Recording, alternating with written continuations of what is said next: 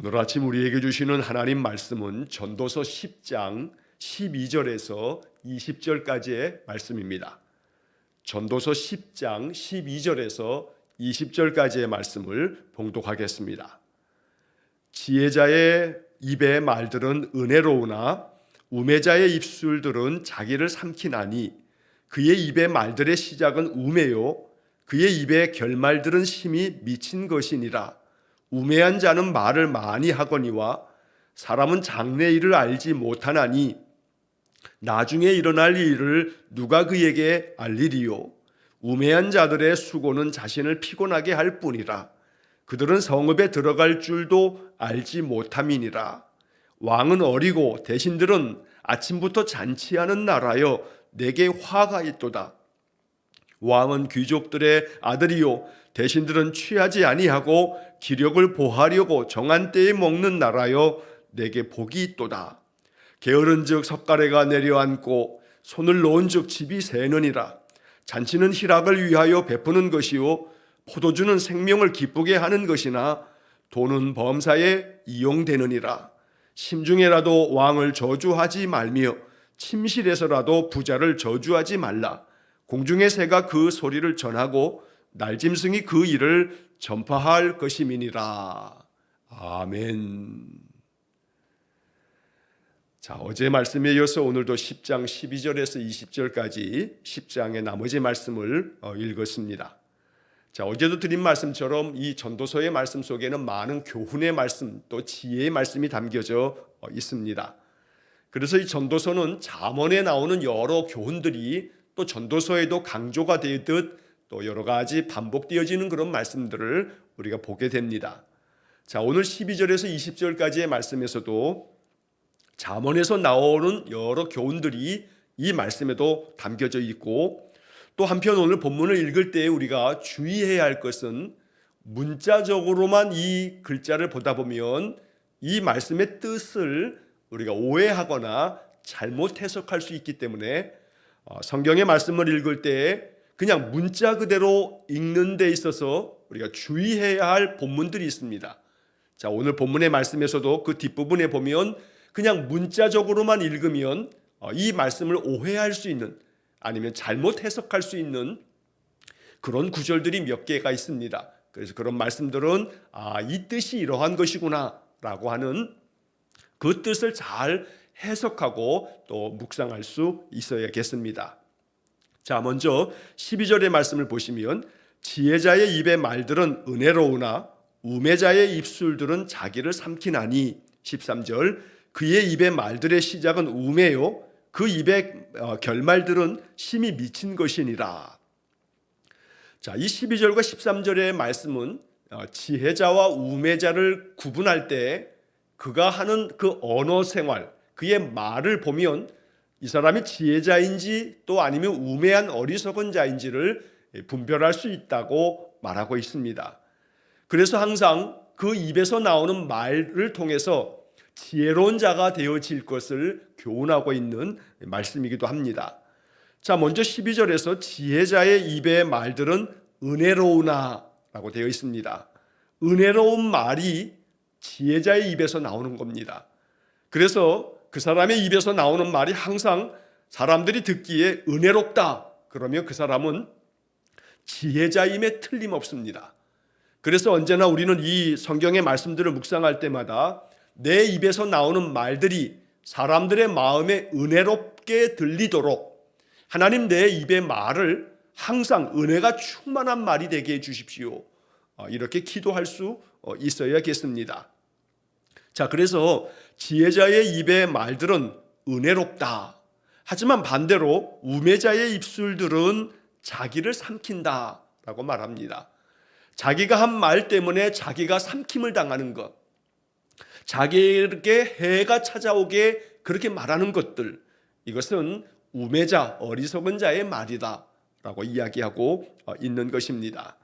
자, 새번역 성경으로 이 12절 말씀을 번역을 보면 이렇게 번역합니다. 지혜로운 사람은 말을 해서 덕을 보고 어리석은 사람은 제 입으로 한 말 때문에 망한다. 자, 새번역 성경의 번역은 개역개정 성경하고는 조금 다른 느낌으로 번역이 되어 있습니다. 자, 지혜로운 사람은 말을 해서 덕을 본다.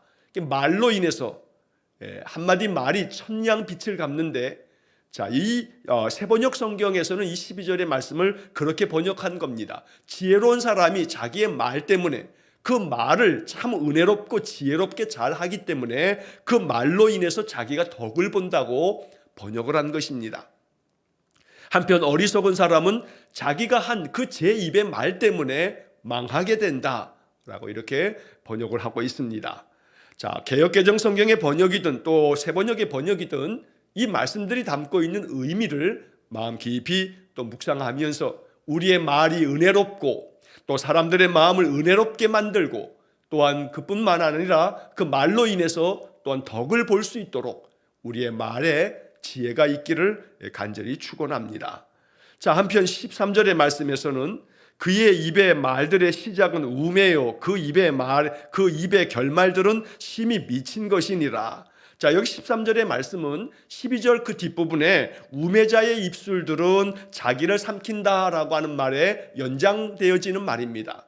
자, 우매자의 입에서 나오는 그 말들은 그 시작부터 어리석은 말이다. 그런데 그 말의 마지막 끝을 보게 되면 결국 그 어리석은 말이 점점 더 확대되면서 마치 미친 광인, 그 미친 자의 말처럼 그 말이 어디로 튈지 모르는 그러한 어리석음을 범하게 된다라고 말하는 겁니다. 자, 그래서 이 13절의 그 중간에 보면 그의 입의 결말들은 심히 미친 것이니라 라고 하는 것은 이 어리석은 자의 말이 그 말을 할 때마다 어리석음이 그 속에 드러나서 그 어리석은 말이 계속해서 하다 보면 말이 말을 낳고 또 그 말이 또 다른 말을 낳고 그러다 보면 미친 사람이 어디로 튈지 모르고 무슨 행동을 할지 모르는 것처럼 그 사람의 말이 그렇다는 겁니다. 심히 미친 것이라는 말은 그 사람의 말이 어떠한 어리석은 말을 또 만들어낼지 모르기 때문에 마치 미친 사람의 그 행동처럼 그 말이 참으로 계속된 어리석음을 계속 나타나게 되어진다라고 이렇게 가르치고 있습니다. 자, 그래서 우리는 이 12절과 13절의 말씀을 읽으면서 기도해야 합니다. 하나님, 항상 내 입의 말이 은혜가 충만하게 해주십시오. 내 입의 말에 성령이 충만하게 해주십시오. 사람들의 마음에 은혜를 끼칠 수 있는 말이 되게 하시고 이 말로 인하여 내가 덕을 보고 내 주변 사람들이 덕을 볼 수 있도록 결코 나의 입술의 말이 우매가 담겨 있지 않도록 어리석음이 그 속에 있지 않도록 그 어리석음이 점점 더 확대되어서 그 입의 말의 결과가 마지막에 가서는 걷잡을 수 없는 그런 화를 당하는 일이 없도록 언제나 내 입술을 주장해 주시고 성령께서 내 입술의 말에 은혜를 충만하게 부어주십시오. 이것이 우리의 기도가 되어야 하는 것입니다. 자, 이어지는 14절의 그 앞부분에 나오는 말은 자, 이 12절 13절의 말에 대한 이야기가 또 연장되어집니다. 자, 14절의 앞에서 우매한 자는 말을 많이 하거니와 자, 이 이야기까지가 이제 그 12절, 13절, 14절 그 상반절까지의 이야기가 말에 대한 교훈들을 말씀하고 있는 겁니다. 자, 여기 14절의 이 말씀은 잠언에서도 참 여러 차례 강조되고 있는 그런 말씀들입니다. 우매한 자는 말을 많이 한다. 왜냐하면 그 말을 많이 하는 것으로부터 실수가 나오기 때문에 이것이 바로 어리석음이라고 말하고 있는 것입니다. 자, 잠언 13장 3절 말씀을 보면 이런 말씀이 기록되어 있습니다. 입을 지키는 자는 자기의 생명을 보존하나 입술을 크게 벌리는 자에게는 멸망이 오느니라. 자기의 입을 지키는 자는 자기 생명을 보존한다. 그러나 그 입술을 크게 벌리는 자, 말을 많이 하는 자들은 거기에서 실수가 나오기 때문에 결국 그 실수 때문에 자칫 멸망을 자초하는 그런 결과를 빚는다는 겁니다. 자, 잠언 10장 19절 말씀에는 또 이런 말씀이 나옵니다. 말이 많으면 허물을 면하기 어려우나 그 입술을 제어하는 자는 지혜가 있느니라. 자, 이 잠언 10장 19절의 말씀처럼 오늘 본문 전도서 10장 이 14절의 말씀에서도 우매한 자는 말을 많이 한다. 잠언 10장의 말씀처럼 말이 많으면 허물을 면하기가 어렵다. 실수하게 되고 그 어리석음을 드러나게 하고 또 그 허물을 면치 못해서 결국은 그것으로 인해서 여러 가지 참 어려운 낭파에 빠지게 된다는 겁니다. 그래서 그 입술을 제어하는 자가 지혜가 있다고 잠언에서도 전도서에서도 계속해서 강조하고 있는 것입니다. 그래서 사도 베드로는 베드로서에서 우리에게 이렇게 이야기합니다. 말을 할 때에는 하나님의 말씀을 하는 것 같이 하라.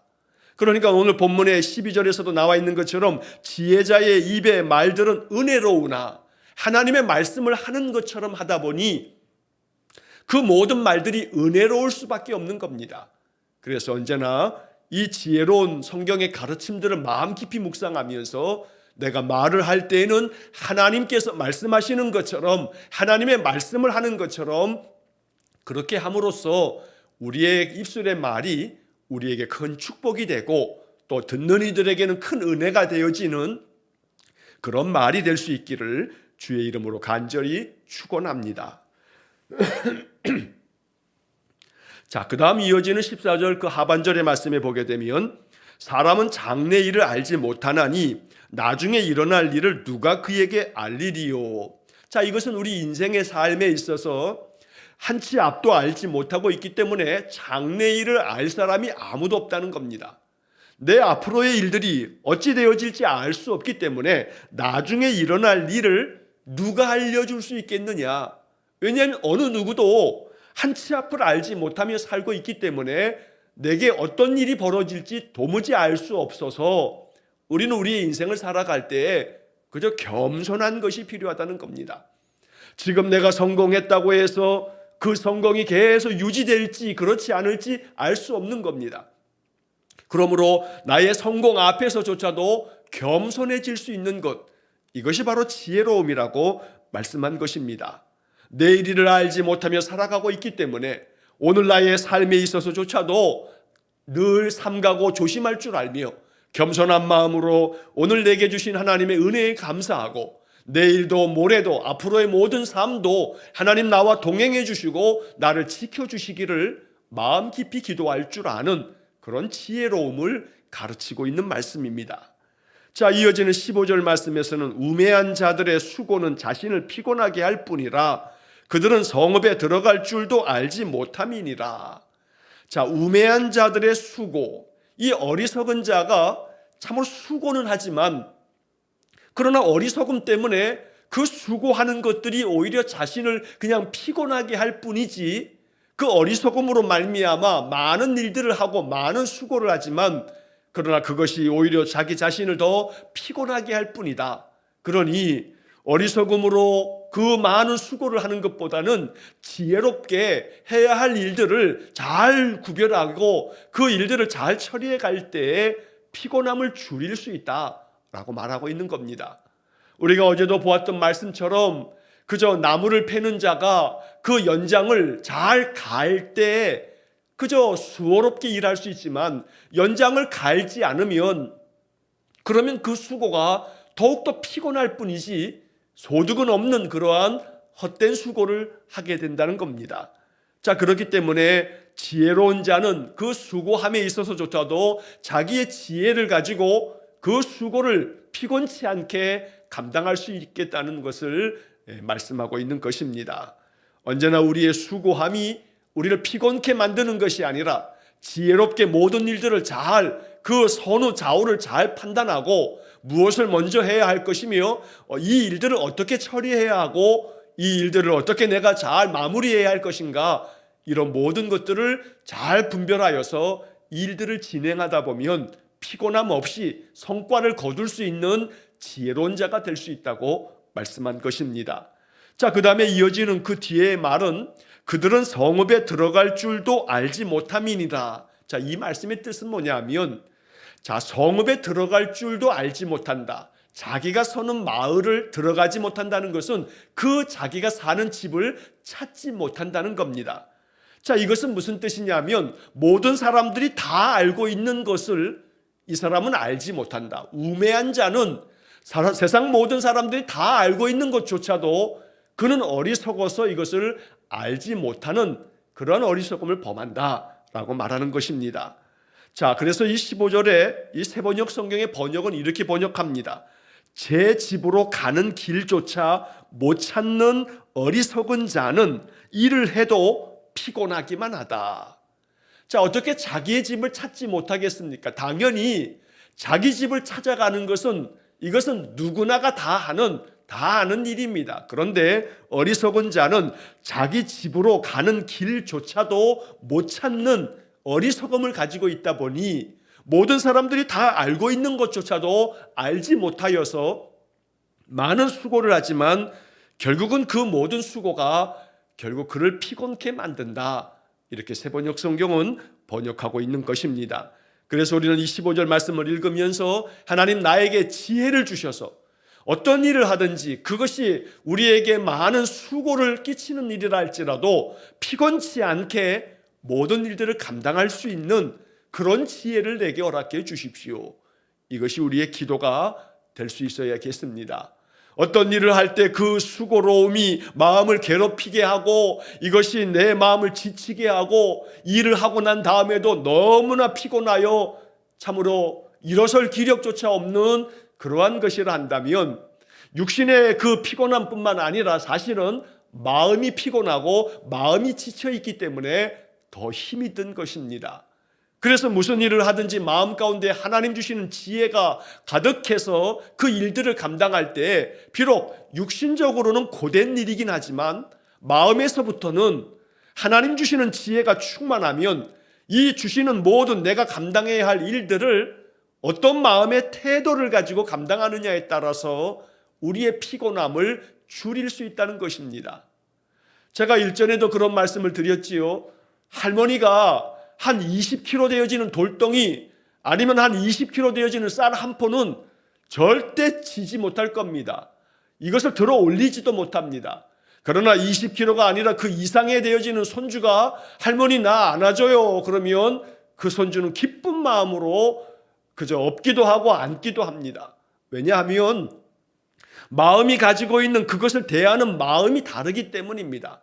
여러분 20kg의 그 쌀 작은 한 포를 사람이 든다 한다면 이 무거운 짐 때문에 도무지 마음에서부터 이것을 내가 들 수 없다 하는 마음이 들 것입니다. 하지만 사랑하고 또 아끼고 예쁜 손주를 내가 그저 안고 업을 수 있다면 이것이 얼마나 기쁜 일인가 하며 이것을 대한다면 그것을 가뿐하게 안고 업는 것처럼 우리의 인생의 삶의 그 어떤 수고함도 내 마음에 그것을 어떻게 받아들이느냐, 이것을 내가 어떻게 생각하고 어떻게 여기느냐에 따라서 이것이 큰 피곤함이 될 수도 있고 하나님 앞에서 감사함이 될 수도 있다는 것입니다. 그러므로 오늘 우리의 마음속에 하나님 내 마음에 성령 충만함을 주시고 영적으로 내가 하나님의 은혜가 늘 가득함으로 말미암아 일상의 삶에서 내가 감당해야 할 많은 수고로운 일들조차도 마음 가운데 피곤하게 여기는 것이 아니라 지혜롭게 그 모든 일들을 감당하면서 감사함으로 하나님의 뜻을 받들 때에 여기서 또한 우리의 마음에 감사와 기쁨이 솟아나는 것입니다. 날마다 우리의 마음속에 하나님의 은혜가 충만하고 하나님의 주시는 그 모든 수고에조차도 감사할 수 있는 그런 은혜가 충만하기를 간절히 축원합니다.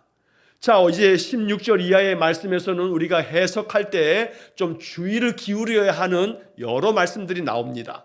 자, 먼저 16절과 17절의 말씀에서는 어떤 나라가 복된 나라인가, 또 어떤 나라가 정말 화를 자초하는 나라인가 라고 하는 것을 먼저 이야기합니다. 자, 16절의 말씀에서는 왕은 어리고 대신들은 아침부터 잔치하는 나라여 내게 화가 있도다. 이런 나라는 정말 화가 가득한 나라다. 이런 나라는 망하게 된다 라고 이렇게 염려하며 말하고 있습니다. 자, 여기서 왕은 어리다라고 하는 것은 어린아이가 알지 못하여서 그냥 자기 마음대로 자기 하고 싶은 대로만 하는 것처럼 왕이 그냥 단순히 나이가 어리다는 것이 아니라 어린아이처럼 행동하는 그런 통치자를 말하는 것입니다. 제멋대로 자기 하고 싶은 대로 하는 그런 왕, 이게 바로 어린 왕이라고 이렇게 표현한 겁니다. 자, 이렇게 왕은 어린아이가 자기 하고 싶은 대로 자기 요구하는 대로만 해달라고 이렇게 주장하듯이 왕은 어리고 또 그 신하들은 대신들은 아침부터 흥청망청 자기 하고 싶은 대로 그냥 잔치만 벌이는 그런 나라를 돌보지 아니하고 백성들의 삶을 살피지 아니하고 그냥 대신들은 아침부터 자기들의 그 즐거움을 위해서만 잔치하는 그런 나라는 화를 당하지 않겠느냐, 이런 나라는 망할 나라다라고 이렇게 이야기하면서 통치자들, 주권자들, 왕과 많은 그런 이 나라를 이끌어가는 그런 지도층들의 모습 때문에 나라가 화를 당하게 된다라고 이렇게 이야기합니다. 자, 그러나 반대로 17절 말씀에서는 왕은 귀족들의 아들이요 대신들은 취하지 아니하고 기력을 보하려고 정한 때에 먹는 나라요 내게 화가 있도다. 자, 이 말씀의 뜻은 뭐냐 하면 왕은 귀족들의 아들이요 라고 했습니다. 여기 귀족이라고 하는 것은 단순히 그냥 신분상의 계급이 높은 귀족을 말하는 게 아닙니다. 여기 귀족이라고 하는 말은 히브리 말로는 호르라고 하는 단어인데, 이 호르라고 하는 히브리 말은 하얀 것, 깨끗한 것, 즉 불로 정결하게 된 것, 모든 불순물들을 다 태우고 아주 정결케 된 것, 이것을 히브리 말로 호르라고 이야기합니다. 그런데 오늘 성경에서는 이것을 귀족들이라고 번역을 해놓은 겁니다. 자, 그래서 왕은 마치 아주 순백의 하얀 순결함을 가지고 모든 불순물들을 다 불로 다 깨끗하게 다 제거함으로 말미암아 아주 고결한 성품을 가지고 있는 그런 사람이라는 겁니다. 그래서 왕의 모든 행동과 그 성품이 아주 고결하다는 것을 이렇게 왕은 귀족의 아들이다 라고 이렇게 비유적으로 표현하고 있는 것입니다. 또 대신들은 취하지 않는다는 것은 대신들은 앞에서 아침부터 잔치하고 취한 그런 대신들이 아니고 결코 술을 입에 대지 아니하고 자기가 감당해야 할 일들을 잘 성심껏 감당하다 보니 대신들은 취해 있는 날이 없다는 겁니다. 취하지 아니하고 또 음식을 먹는다 할지라도 자기의 기력을, 자기의 힘을 북돋기 위해서, 기력을 보호하기 위해서 그것도 항상 일정한 정한 때에 먹는 그런 나라, 바로 그런 나라는 복되다. 그러니까 왕도 대신들도 나라를 다스림에 있어서 백성들을 잘 생각하다 보니 그저 잔치하면서 자기의 그 즐거움에 빠지지 아니하고 오직 백성들을 생각하고 심지어 자기가 무엇을 먹는다 하여도 자기의 기력을 보충해서 백성들을 더 잘 섬기기 위해서 꼭 정한 때에만 먹는 그러한 분별력이 있는 그러한 통치자들이라면 그 나라는 복된 나라가 된다라고 말씀한 것입니다. 우리나라가 그러한 복된 나라가 되기를 원합니다.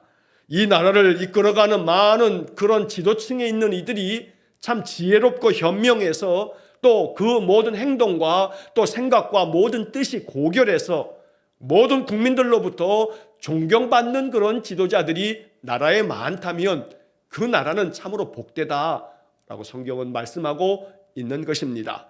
이것을 위해서 우리 온 국민들은 기도해야 합니다. 또한 지도자들을 잘 분별하여 또한 세울 수 있어야 합니다. 그래서 오늘 이 16절과 17절의 말씀을 통해서 이 한 나라는 그 나라를 이끌어가는 통치자들, 지도자들에 의해 달려있기 때문에 그 지도자들이 지혜로워야 한다라고 하는 것을 말씀하고 있는 것입니다. 자, 이어지는 18절 이하의 말씀에서도 이 말씀들을 문자적으로만 생각하면 안 됩니다.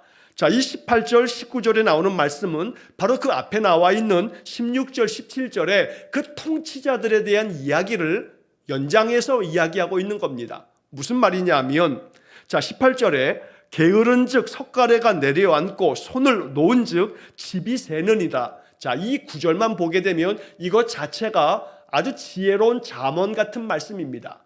게으르지 말라는 겁니다. 게으르게 되면 그냥 그 들보가 내려앉아도 고치지 아니하고 석가래가 다 내려앉도록 아무 일도 하지 아니하고 게으름을 피우다 보니까 그 집이 망하게 된다는 겁니다.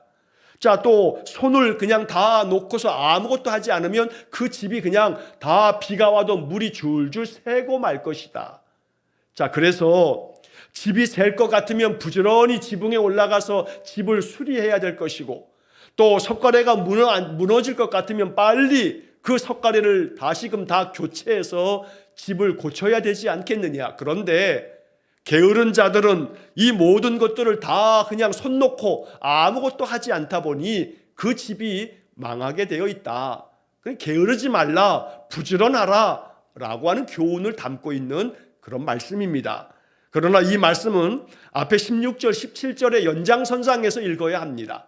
즉 나라를 이끌어가는 지도자들, 통치자들이 게으르게 되면 그 나라 백성들의 삶이 피폐해지고 또 황폐해진다고 경계하며 말씀하고 있는 겁니다. 그래서 나라의 모든 지도층들이 그 국민들의 삶, 백성들의 삶을 잘 살펴서 나라의 석가래가 내려앉지는 않는가, 또 그들의 모든 집들이 새지는 않는가 항상 살피면서 손을 놓지 말고 부지런히 그 모든 나라의 일들을 감당할 때에 국민의 삶이 안정되고 평안하다고 말씀하고 있는 것입니다. 자, 아울러서 이어지는 19절 말씀도 마찬가지입니다. 잔치는 희락을 위하여 베푸는 것이요 포도주는 생명을 기쁘게 하는 것이나 돈은 범사에 이용되느니라. 자, 이 19절의 말씀을 조심해야 합니다. 왜냐하면 이 19절의 말씀을 그냥 문자적으로만 읽다 보면 자, 잔치는 희락을 위해서 베푸는 것이다. 희락이라고 하는 것은 기쁨을 말하는데 자, 잔치는 기쁨을 위해서 베푸는 거다. 자, 그러면 이 잔치라고 하는 것이 바로 그 위에 16절의 말씀에서 왕은 어리고 대신들은 아침부터 잔치하는 나라요, 이거 화가 된다라고 이야기했는데 자, 여기 19절의 말씀에서 잔치는 희락을 위해서 베푸는 것이다. 바로 이 얘기는 뭐냐 하면 그 앞에서 말하고 있었던 그 16절의 말씀에 어리석기 짝이 없는 통치자들이 이렇게 생각한다는 겁니다. 그래서 이 19절의 말씀은 어떻게 해석해야 하냐면 어리석고 악한 통치자들이 이런 생각에 빠져 있다라고 하는 이야기를 말하고 있는 겁니다. 악한 통치자들, 어리석은 통치자들은 잔치라고 하는 것은 우리의 희락, 우리의 기쁨을 위한 것이니 잔치를 더 많이 베풀어야 한다 하면서 오직 자기 자신의 즐거움만을 위하여 잔치하는 통치자들 때문에 백성들의 삶은 피폐해지고 화를 당하게 된다라고 말하고 있는 것입니다. 또한 포도주는 생명을 기쁘게 하는 것이니 라고 하는 말씀도 마찬가지입니다. 자, 17절의 말씀에서 대신들은 취하지 않는 나라가 복되다 했습니다. 그런데 반대로 이 악하고 어리석은 통치자들은 포도주는 생명을 기쁘게 한다 그러면서 늘 포도주에 취해 있는 그러한 통치자들 때문에 백성들의 삶이 피폐해진다. 그래서 이 19절의 말씀은 이 그냥 문자적으로만 보면 포도주는 생명을 기쁘게 하는 것이다, 그러니까 포도주를 즐겨 마셔야 된다고 얘기하는 게 아니냐, 이렇게 해석해 버리면 이 19절의 말씀을 오해한 것입니다. 19절의 말씀은 16절에서 17절에서 말하고 있는 지혜로운 통치자, 또 어리석은 통치자들을 이렇게 말하면서 이 19절의 말씀은 어리석고 악한 통치자들, 게으른 통치자들의 그런 생각을 이 19절이 지금 담고 있는 겁니다. 자, 그래서 마지막 19절의 마지막에서도 돈은 범사에 이용되느니라. 자, 이 말씀만 보게 되면 돈은 모든 일에 있어서 모든 만사를 다 해결한다 라고 하는 그런 뜻입니다. 자, 이 19절의 말씀에 새번역 성경의 번역을 보면 마지막 부분을 이렇게 번역합니다. 돈은 만사를 해결한다. 그러니까 성경에도 돈은 만사를 해결한다, 돈은 모든 일에 있어서 이용된다, 그러다 보니까 돈이 중요하다, 돈이 모든 문제를 다 해결한다, 이렇게 해석해버리면 이 말씀의 뜻을 잘못 해석한 것이라는 뜻입니다. 여기 이야기도 마찬가지입니다. 어리석고 악한 통치자들은 돈이야말로 모든 만사를 다 해결하는 것이니 돈이 최고다, 이런 생각 속에서 이 어리석고 악한 통치자들은 그저 자기 주머니 채우는 일, 착복하는 일에만 혈안이 되어 있다라고 하는 뜻을 19절에서 말하고 있는 것입니다. 그래서 이 19절의 말씀의 의미를 잘 헤아리지 않으면, 문자적으로만 이 말씀을 받으면 잘못 이 말씀을 해석할 수 있다라고 하는 것을 기억하셔서 19절을 조심스럽게 잘 그 뜻을 헤아릴 수 있기를 간절히 바랍니다. 자, 마지막 20절의 말씀에서는 심중에라도 왕을 저주하지 말며 침실에서라도 부자를 저주하지 말라. 공중의 새가 그 소리를 전하고 날짐승이 그 일을 전파할 것임이니라. 자, 여기서 왕을 저주하지 말고 또 부자를 저주하지 말라.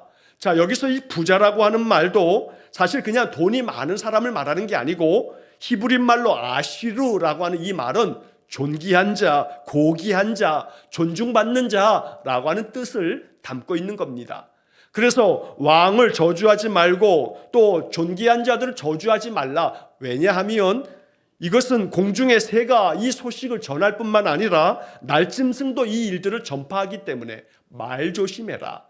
낱말은 새가 듣고 반말은 쥐가 듣는다는 속담처럼 어떠하든지 간에 그 우리의 말이 저주가 담겨있는 말을 하다 보면 이 말이 꼭 누군가에 의해서 전달될 수밖에 없는 거다.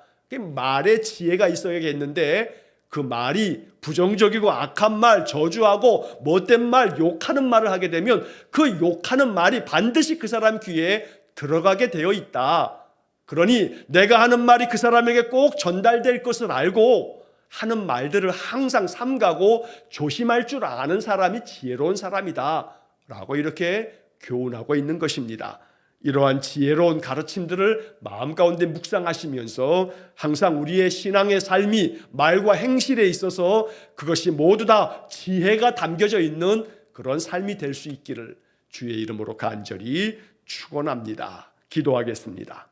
사랑과 자비가 풍성하신 하나님, 우리의 믿음이 우리에게 지혜를 가져오고 그 지혜로 말미암아 우리의 삶이 덕이 넘치고 사람들에게 은혜를 끼칠 수 있는 복된 삶이 되게 해 주옵소서. 언제나 하나님 말씀을 묵상할 때마다 깨닫게 되는 지혜를 통해서 우리 성도들의 인생의 삶이 참으로 복된 삶이 되어지도록 성령께서 우리의 마음에 풍성한 지혜를 베풀어 주옵소서. 오늘도 한날의 모든 삶을 주님께 의탁합니다. 눈이 많이 내리고 빙판길에 우리 성도들 모든 오가는 모든 길들을 평강 가운데 하나님 지켜 주옵소서. 한날의 모든 삶을 주님께 의탁하오며 예수님 이름으로 기도하옵나이다. 아멘. 우리 구주 예수 그리스도의 은혜와 하나님 아버지의 극진하신 사랑과 성령의 교통하심이 언제나 인생의 삶 말씀을 통해서 더욱더 지혜롭게 되어 늘 지혜가 충만한 삶을 살기를 간절히 기도하는 머리 숙인 귀한 성도들 위해와 저들 가정과 온 가족들 위해 영원토록 함께 하시길 축원하옵나이다. 아멘.